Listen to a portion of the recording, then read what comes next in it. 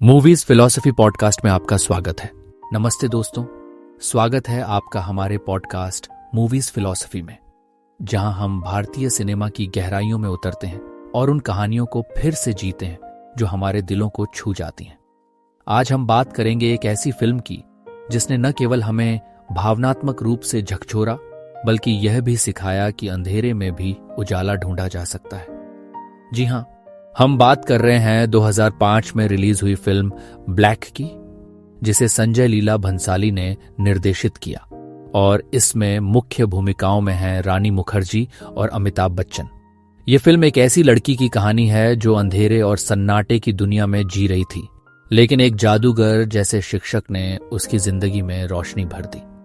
तो चलिए इस दिल को छू लेने वाली कहानी को फिर से जीते हैं। परिचय: एक अंधेरी दुनिया में रोशनी की तलाश।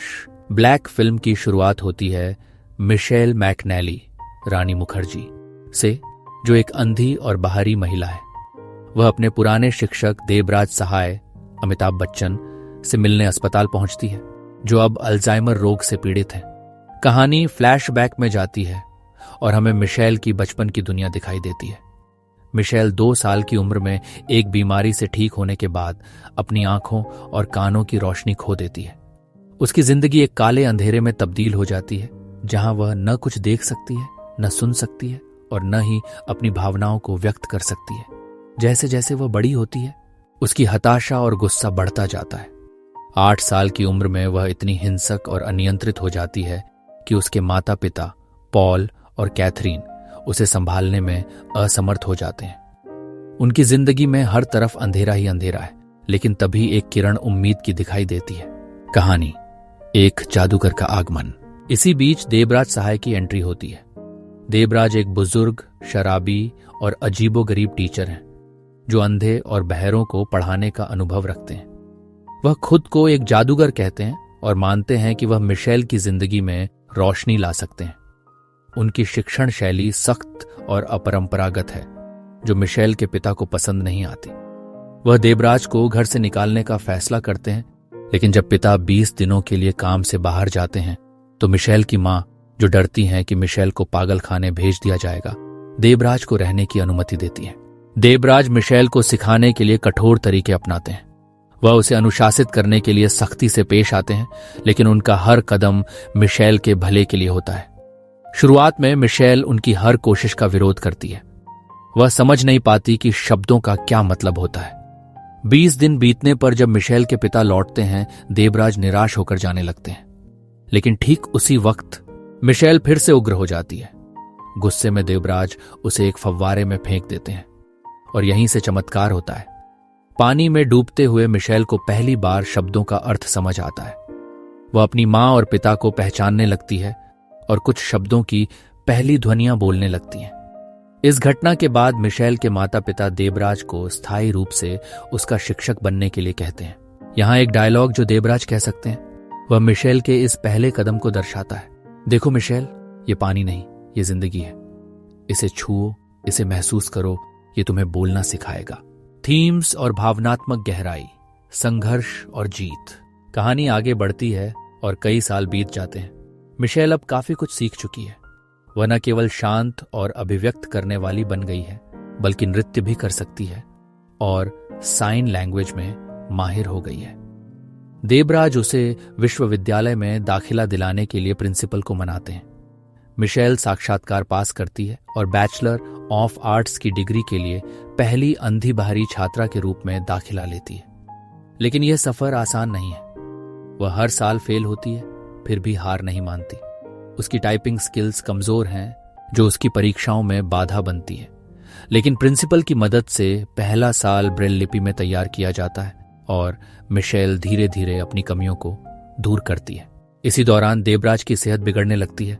वो अल्जाइमर से पीड़ित हो जाते हैं। एक बार वह प्रिंसिपल के ऑफिस से बाहर निकलने का रास्ता भूल जाते हैं, तो दूसरी बार मिशेल को आइसक्रीम सेलिब्रेशन के दौरान अकेला छोड़ देते हैं। मिशेल की जिंदगी में और भी बदलाव आते हैं। वह अपनी बहन सारा के साथ अपने रिश्ते को सुधारती है, जो बचपन से ही मिशेल से जलती थी, क्योंकि माता पिता का सारा ध्यान मिशेल पर था। सारा की शादी में शामिल होने के बाद मिशेल प्यार के बारे में सोचने लगती है। वह देवराज से अपने होठों पर चुंबन मांगती है, जिसके बाद देवराज असहज होकर उसे अकेला छोड़ने का फैसला करते हैं। इस भावनात्मक क्षण में देवराज का एक डायलॉग हो सकता है, मिशेल, प्यार वो नहीं जो मांग लिया जाता है, प्यार वो है जो महसूस किया जाता है। मैं तुम्हारा गुरु हूं, तुम्हारी दुनिया का हिस्सा नहीं। चरमोत्कर्ष, जीत का जश्न और विदाई। 12 साल के लंबे संघर्ष के बाद मिशेल आखिरकार अपनी बीए की डिग्री हासिल कर लेती है। ग्रेजुएशन सेरेमनी में वह काली रोब पहनने से इनकार करती है और कहती है कि वह इसे तभी पहनेगी जब उसका शिक्षक उसे देखेगा। वह अपने गर्वित माता पिता और दर्शकों को संबोधित करते हुए एक भावुक भाषण देती है। इस दौरान वह कहती है, मेरी जिंदगी का हर शब्द, हर कदम मेरे गुरु की देन है। आज मैं सिर्फ डिग्री नहीं बल्कि उनका सपना जी रही हूं। इसके बाद मिशेल देवराज से मिलने अस्पताल जाती है, जहां वह अब पूरी तरह से अपनी याददाश्त खो चुके हैं। वह अपनी ग्रेजुएशन रोब पहनकर उनके सामने खड़ी होती है।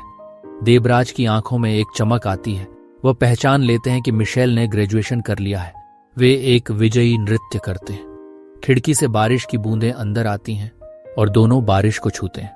वे वाटर शब्द की पहली ध्वनि बोलते हैं, ठीक वैसे ही जैसे मिशेल ने पहली बार शब्दों का अर्थ समझा था। लेकिन इस बार ये देवराज हैं जो सीख रहे हैं।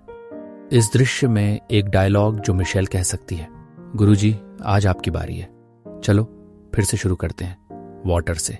निष्कर्ष, अंधेरे से उजाले की ओर। फिल्म का अंत एक मार्मिक दृश्य के साथ होता है। मिशेल एक भीड़ के बीच काले कपड़ों में, हाथों में मोमबत्ती लिए चर्च की ओर बढ़ रही है। उसकी आवाज में एक पत्र सुनाई देता है जो उसने देवराज की दोस्त मिसेस नायर को लिखा है। वह कहती है कि आज उनके शिक्षक का पहला दिन स्कूल में था और उनकी तरह उनकी वर्णमाला भी ब्लैक से शुरू हुई थी। यह संकेत है कि देवराज अब इस दुनिया में नहीं रहे, लेकिन उनकी सिखाई हुई मिशेल अब अंधेरे को उजाले में बदलने की ताकत रखती है।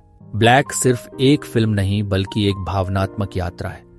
यह हमें सिखाती है कि जिंदगी में कितना भी अंधेरा क्यों ना हो, एक सच्चा गुरु, एक सच्ची लगन हमें उजाले की ओर ले जा सकती है।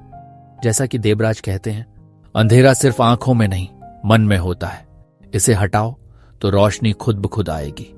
तो दोस्तों, यह थी फिल्म ब्लैक की कहानी। हमें बताएं कि इस फिल्म ने आपको कैसे प्रभावित किया। क्या आपने भी अपनी जिंदगी में किसी ऐसे गुरु को पाया जिसने आपके अंधेरे को उजाले में बदला? अपनी राय हमारे साथ जरूर साझा करें। अगले एपिसोड में फिर मिलेंगे एक नई कहानी के साथ। तब तक के लिए नमस्ते। मूवीज फिलॉसफी, जहां हर फिल्म एक सबक है।